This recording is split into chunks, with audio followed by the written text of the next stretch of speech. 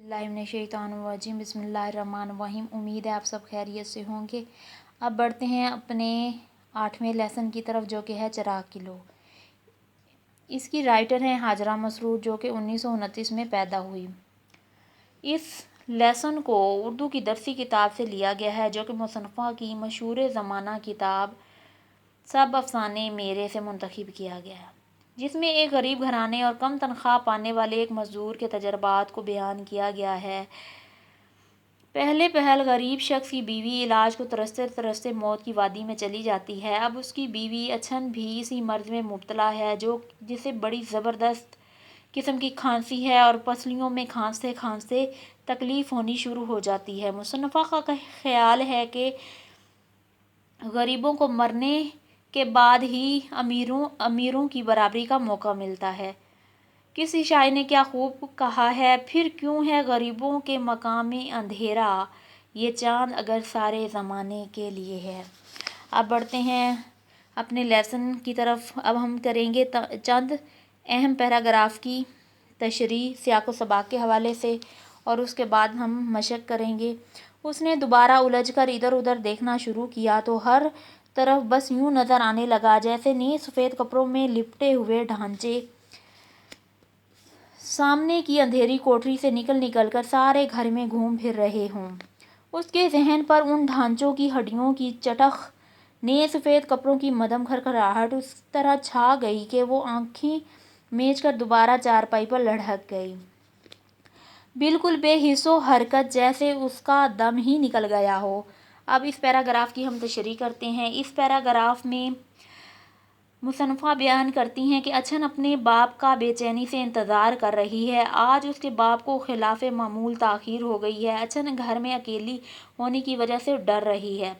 अच्छन एक बार फिर घबराहट और खौफ के आलम में इधर उधर देखने लगी तो उसे यूँ महसूस होने लगा जैसे नए सफ़ेद कपड़ों में मलबूस ढांचे सामने की तारीक कोठरी से निकल निकल कर सारे घर में चक्कर लगा रहे हैं और उसे खौफज़दा कर रहे हैं। दरअसल अच्छन की ये ज़हनी कैफियत 3 वजूहात की बना पर है। पहली वजह यह है कि घर में गुर्बत और मुफलिसी है। उसके बाप को महज 10 रुपये तनख्वाह मिलती है, जिसमें घर के ज़रूरी अखराजात भी पूरे नहीं होते। गुर्बत ने भी अच्छन को इंतहाई मायूस कर दिया है और मुस्तकबिल में भी हालात बेहतर होने की उम्मीद दिखाई नहीं देती। दूसरी बड़ी वजह यह है कि अच्छन तन्हाई का शिकार है। घर में ना कोई बहन है, ना कोई भाई है, ना ही कोई और अफराद खाना है। बाप सारा दिन काम की वजह से बाहर रहता है। माँ, जो सबसे ज़्यादा गमख्वार होती है औलाद की, वो फौत हो चुकी है। तीसरा सबसे बड़ा अलमिया और हादसा जो अच्छन के साथ हुआ वो ये है कि ममता की महरूमी है और उसकी माँ 2 साल कबल दुनिया से गुजर चुकी थी, और माँ की ममता बहुत बड़ी नेमत होती है। जब अच्छन की माँ फौत हो गई तो ये सदमा बर्दाश्त न कर सकी। वो दाखिली तौर पर भी टूट फूट का शिकार होती है और नफ्सियाती उलझनों का भी शिकार हो जाती है। गुर्बत, तन्हाई और ममता की महरूमी ने उसके जहन पर मनफी असरात डाले। माँ के वजूद की महरूमी ने तो उसे निढाल करके ही रख दिया था और सदमे की वजह से उसके जहन पर कफन में लिपटी हुई माँ की मैयत नक्श होकर रह गई थी। उसके जहन पर ढांचों की आवाज़ें और नए कफन में लिपटे सफ़ेद कपड़ों की खड़खड़ाहट छा गई। वो खड़खड़ाहट की आवाज़ें उसके जहन पर सवार हो गईं और वो अपनी आंखें बंद करके चारपाई पर गिरी पड़ी और ऐसी बेसुध होकर गिरी पड़ी जैसे कि उसमें ज़िंदगी के आसार न हों। अब दूसरे पैराग्राफ की तरफ बढ़ते हैं। अभी दूसरा साल ही तो था कि बाप ने अच्छन की माँ को बिल्कुल इसी हालत में बिस्तर पर पड़े देखा था। खुले हुए होंठ और भरी हुई पितलियाँ। ये देखकर वो बजाय रोने धोने के गज़ों ने कपड़े के फेर में पड़ गया। चीथड़ों गदड़ों पर पड़ा हुआ गरीब औरत का यह बेजान जिस्म उसे दुनिया के कायदे के बमूजब कफन चाहिए था। गज़ों नया थान पर से उतारा हुआ कपड़ा चाहिए। जिंदगी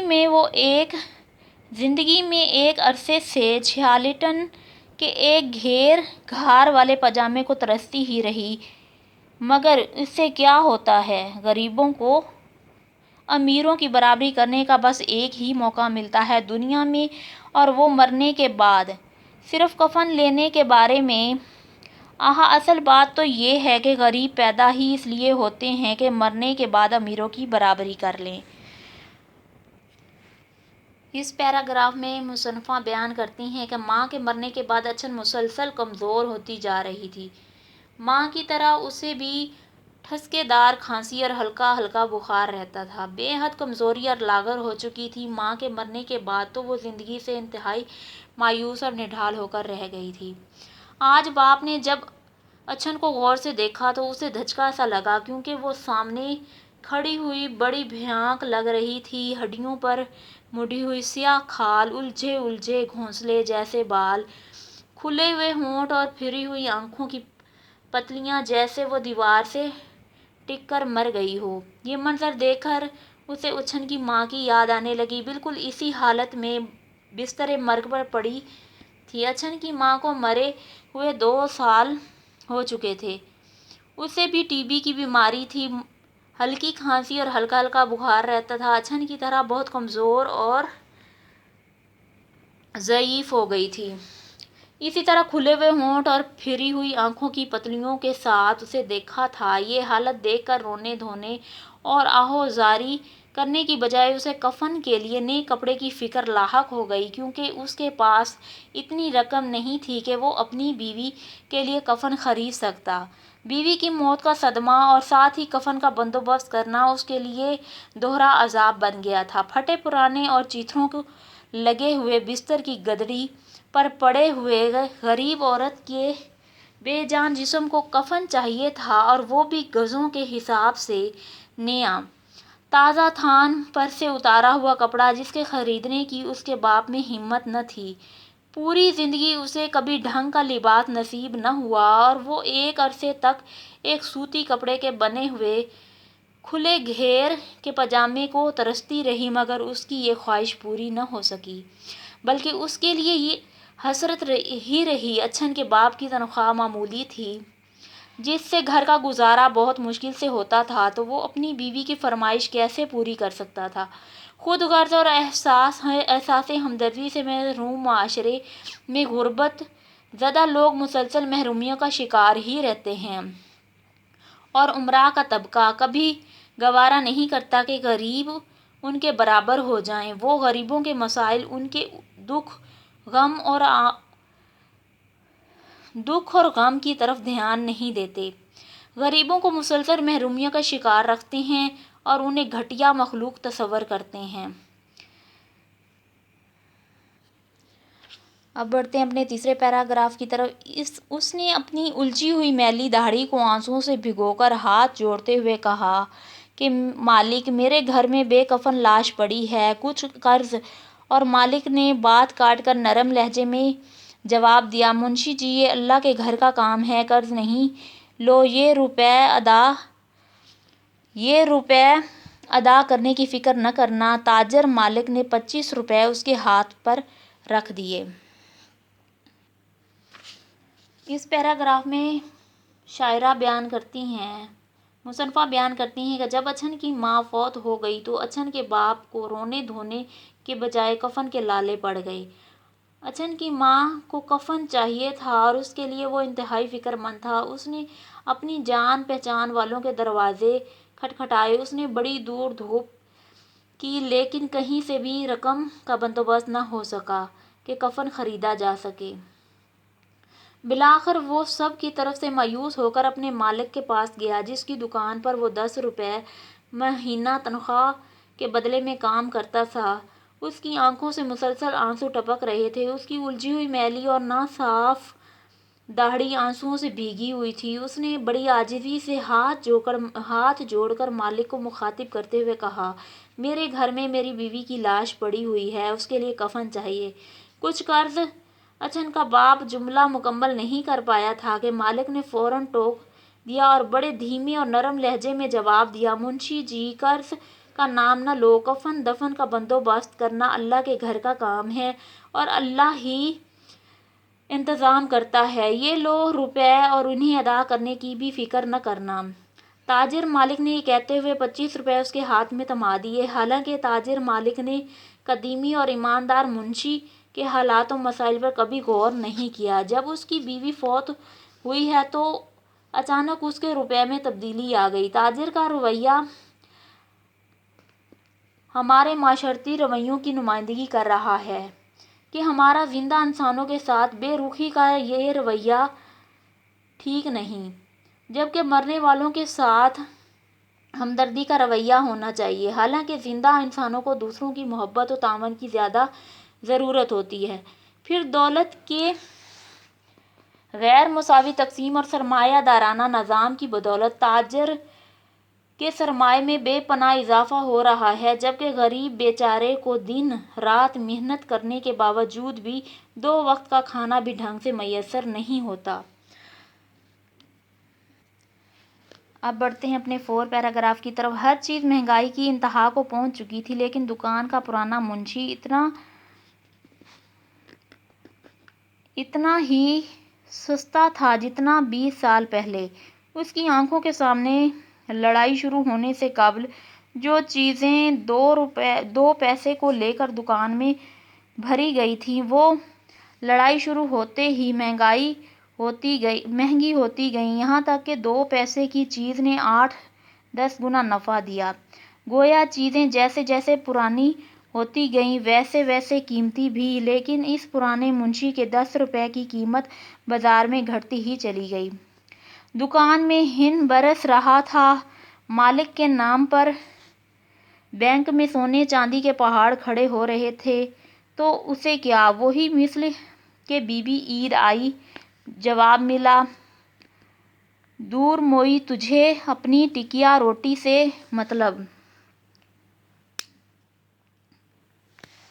اس پیراگراف میں مصنفہ بیان کرتی ہیں کہ وہ اپنی غربت اور مفلسی کی وجہ سے اپنے دکھوں اور غموں کی ساتھی شریک حیات کے لیے کسی ڈاکٹر اور دواؤں کا بندوبست نہیں کر سکا تو وہ اپنی بیٹی کے لیے کیسے انتظام کرتا؟ اس کے حالات تو پہلے سے بھی ابتر ہو گئے تھے۔ پہلے بھی اسے اپنی محنت مزدوری کا معاوضہ 10 روپے ملتا تھا اور اب بھی وہی مل رہا تھا۔ وقت گزرنے کے ساتھ ساتھ مہنگائی میں تو بے پناہ اضافہ ہوا، لیکن اس کی تنخواہ میں مہنگائی کے حساب سے اضافہ نہ ہوا، جس کی وجہ سے اس کے مسائل میں بھی اضافہ ہوا اور مہنگائی کی وجہ سے روپے کی قیمت کم ہو گئی۔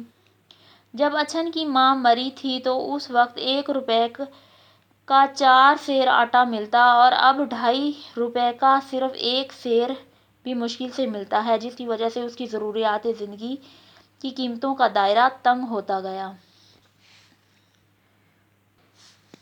اب بڑھتے ہیں اپنے 5ویں پیراگراف کی طرف۔ اسے تو جیسے اپنے 10 روپوں کے سائے میں بٹھا دیا گیا تھا، جہاں ضروریات زندگی کی قیمتوں کا دائرہ روز بروز تنگ ہوتا جا رہا تھا۔ اس نے سنا کہ مل مزدوروں نے مہنگائی بھتہ لینا شروع کر دیا ہے، کسانوں کی بن آئی، معمولی دکانوں کے ملازموں کی تنخواہوں میں بھی اضافہ ہو گیا، یہاں تک کہ بوجھ اٹھانے والوں نے بھی اپنی مزدوری بڑھا دی۔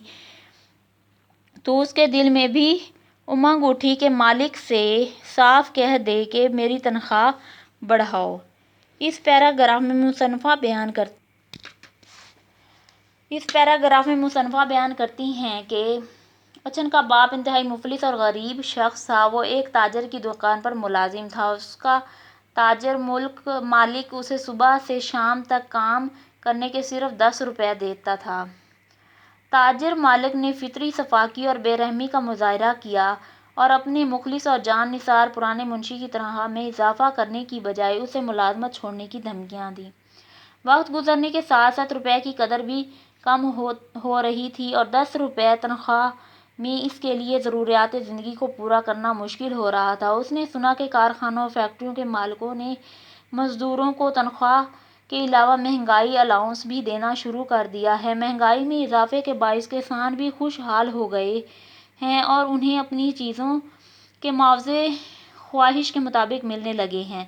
معمولی اور عام دکانوں کے ملازموں کے معاوضوں میں اضافہ ہو چکا ہے، حتیٰ کہ بوجھ اٹھانے والے مزدوروں نے بھی اپنی مزدوری میں اضافہ کر دیا ہے۔ جب وہ مزدوروں اور ملازموں کے معاوضے میں اضافے کے بارے میں سنتا تو اس کے دل میں بھی تنخواہ کے اضافے کی خواہش پیدا ہوئی۔ کہ وہ تاجر مالک سے صاف صاف کہہ دے گا کہ میری تنخواہ بڑھاؤ، لیکن تاجر مالک نے اپنا روایتی بھیانک روپ دکھایا۔ وہ پہلے ہی سنانا شروع کر دیتا: منشی جی، بڑھاپے سے تمہارا دماغ خراب ہو گیا ہے، یہ دیکھو تم نے حساب میں گڑبڑ کر دی ہے۔ تمہارے پرانے ہونے کا خیال کر رہا ہوں، ورنہ مجھے منشیوں کی کمی نہیں۔ اسی طرح کی جلی کٹی روح کو مجروح کرنے والی باتیں سن کر وہ غم زدہ ہو جاتا کہ کہیں ان 10 روپوں سے بھی محروم نہ ہو جاؤں اور فاقوں کی نوبت نہ آ جائے۔ اسی کے ساتھ اجازت دیجیے، اللہ حافظ۔ اب ملتے ہیں اپنے دوسرے لیکچر میں، جس میں ہم باقی پیراگراف کی تشریح کریں گے اور مشق کریں گے۔